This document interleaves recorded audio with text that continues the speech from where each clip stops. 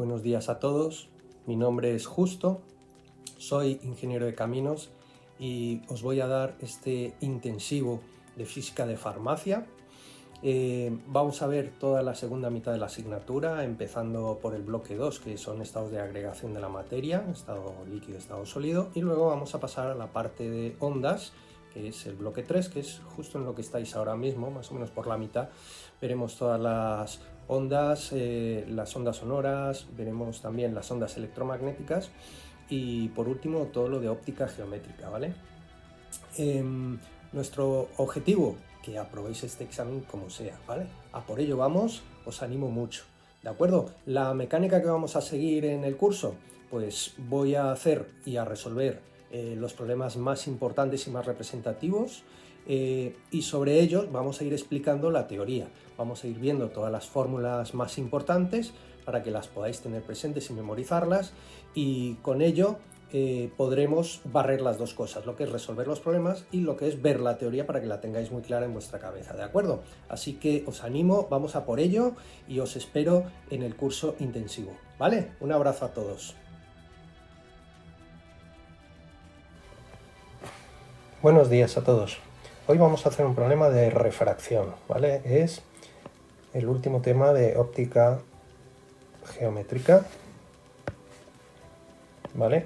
Bien, lo primero que vamos a hacer es pintar una superficie de separación de dos medios. En la parte superior, un medio lo vamos a llamar N1, que puede ser el aire, puede ser agua, puede ser vidrio, ¿vale? Y debajo vamos a poner un segundo medio.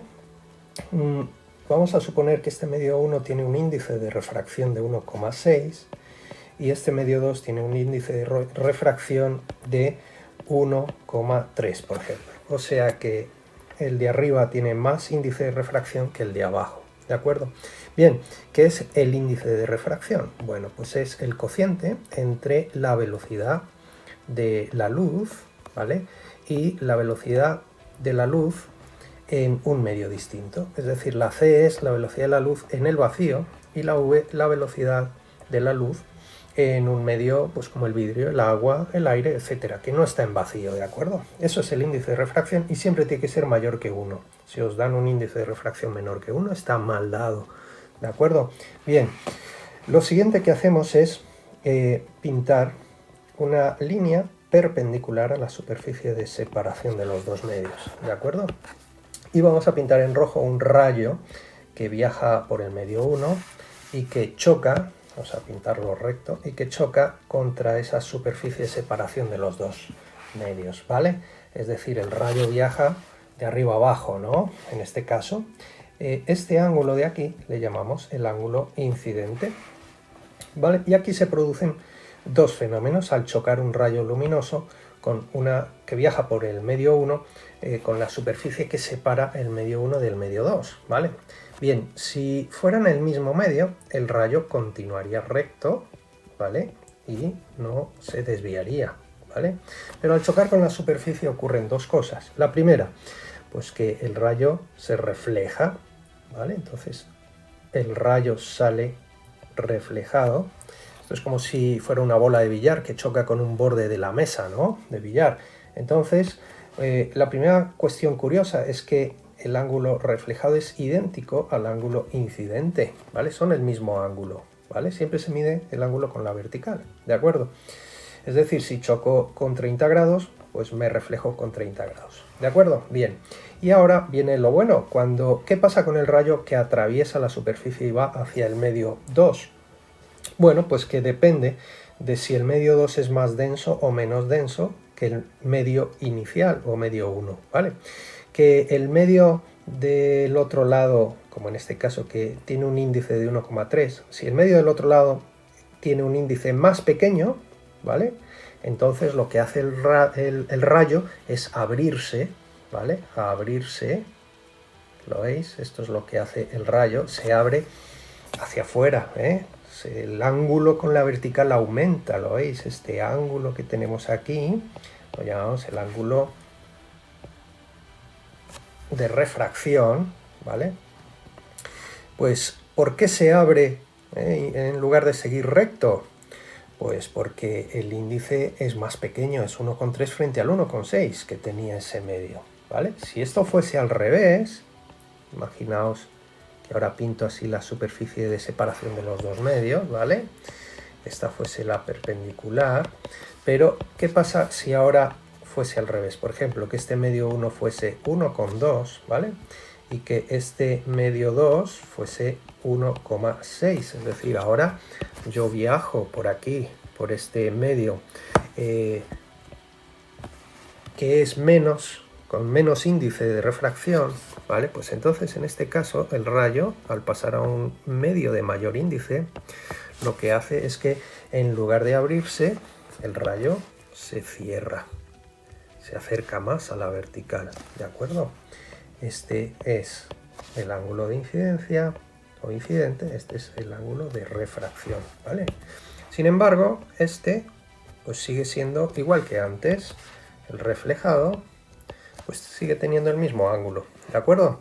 Entonces es un fenómeno curioso porque, claro, en este primer caso en el que paso a un medio de menos índice de refracción, pues puede ocurrir que al abrirse, pues el rayo refractado pues llegue a tener 90 grados. Ese es un caso particular muy interesante porque fijaos, si resulta que vamos a ir pintando la vertical, ¿de acuerdo?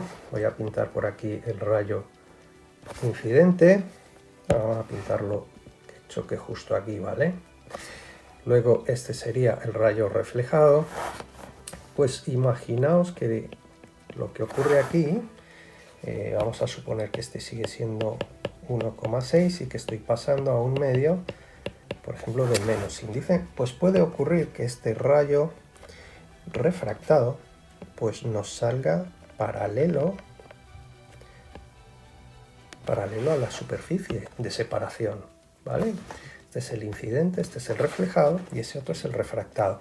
Es decir, puede ocurrir que este ángulo R pues valga 90 grados, ¿vale? En ese caso, a este ángulo incidente, el ángulo incidente que hace que el reflejado valga 90, se le llama ángulo de incidente crítico, ¿vale? Ángulo crítico, ¿de acuerdo? Bien, entonces, fijaos los tres conceptos que hemos mencionado aquí. Paso de un medio, en el primer caso, paso de un medio más denso, con un índice mayor, a un medio menos denso, con un índice menor. Entonces el rayo lo que hace es que se abre, ¿lo veis? Cómo se va separando, se va separando el rayo. Hasta podría llegar al rayo refractado, podría llegar a ser paralelo a la superficie, ¿vale? Y eso depende de cuánto valga este ángulo incidente. En función del valor de este ángulo incidente, así se abre más o menos este rayo de aquí, ¿vale? Ese es el caso que os estoy contando aquí, ¿vale? Y en este caso, si paso de un medio poco denso a uno más denso, con mayor índice, lo que hace el rayo es acercarse más a la vertical, ¿lo ves? Se va acercando mucho más a la vertical, se va cerrando, es lo que decimos aquí, se va cerrando el ángulo, mientras que aquí se va abriendo el ángulo. Bien, ¿quién es el que gobierna el ángulo refractado en función del incidente? Pues una ley que se llama la ley de Snell, ¿vale? La ley de Snell lo que nos dice es que el índice de refracción del rayo 1, del medio 1 por el seno del ángulo incidente es igual al índice de refracción del medio 2 por el seno del ángulo refractado. Vale, entonces con esta formulita pues nos calculamos todo. Normalmente los índices son dato, ¿vale? Esto es un dato, esto también es un dato, esto también es un dato, ¿vale? Y este ángulo de aquí es nuestra incógnita, ¿vale? Entonces nosotros tenemos que usar esta fórmula para despejarnos esa R de ahí. Fijaos que aquí lo primero que hacemos es pasar el N2 dividiendo, ¿vale? Dejamos el lado izquierdo, seno del ángulo I, paso dividiendo el N2 y me quedaría ya despejado el seno de R, ¿de acuerdo? Y luego de aquí con la calculadora decimos que el ángulo R es igual al arco cuyo seno vale N1 seno de I partido del n2. ¿De acuerdo? Y así nos sacamos el valor del ángulo refractado. ¿Qué ocurre si estamos con el ángulo crítico? Bueno, pues es más fácil porque aplicamos Snell. Fijaos, con Snell n1 seno del I crítico es igual a n2 por el seno del ángulo refractado, que hemos dicho que era 90 grados, ¿no? Es justo este caso que tenemos aquí.